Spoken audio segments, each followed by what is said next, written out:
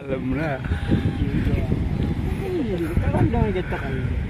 Pero hindi mo indahin kasi ang init. Eh, pag kinikilig ka na. Oo.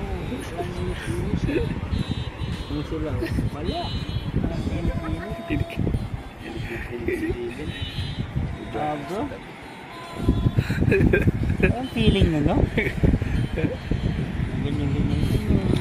Kinikilig ka pero tinitiis mo, ano? Oo, kasi baka makikita. Maraming pumapasok sa isip mo, no? Kaya pag may narinig po kayo mga kalingap na biglang nagtawa, ako po yun, pinilig po ako. Pagpasensyahan nyo na lang po. Alam mo na, napipigilan pa minsan-minsan. siyempre, naisip mo yung mga nangyari sa buhay mo dati, no? Meron ba? Future.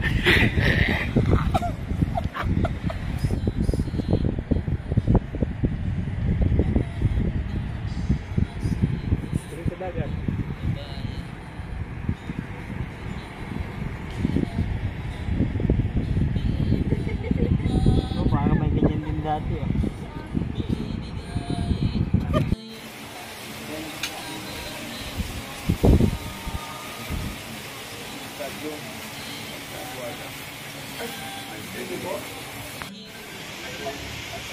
Yun sila mga kalinga po. Natural ang kanilang pagbibigay ng kilig sa atin. May something kay Edward Eric. Ay, grabe. Sila yung nag-aharutan na kwentuhan, na may konting lambingan. Ganun. Talagang makahalata mo na parang may gusto pa sila sa isa. Nakakakilig ka na. Mamaya pa ka natin yan. Isilip tayo mamaya. Mga nilalang. Sige, sige. Baka natin yung mga nakakakilig na eksena nila, no? Maraming kikilig. Maganda to mga kalingap. Kikilig ka mag-isa dyan, ha? Siyempre, napakaganda ng lugar natin, no?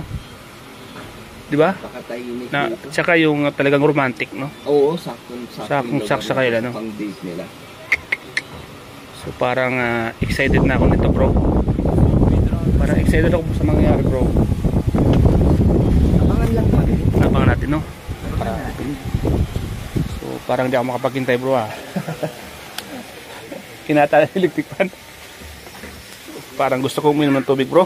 Minum ka na ng tubig. Oo. Masyado kang ina-excite sa kanila eh. Kaya nga, alam mo, ito yung inaabangan ng mga viewers, bro. Madaming nag-aabang, madaming nag-request. Grabe. Doon po sila mga kalingap sa kasulok-sulokan ng madamuhan ng garden na to. Napainom ako ng tubig sa kilig. Kilig lang po kami dito.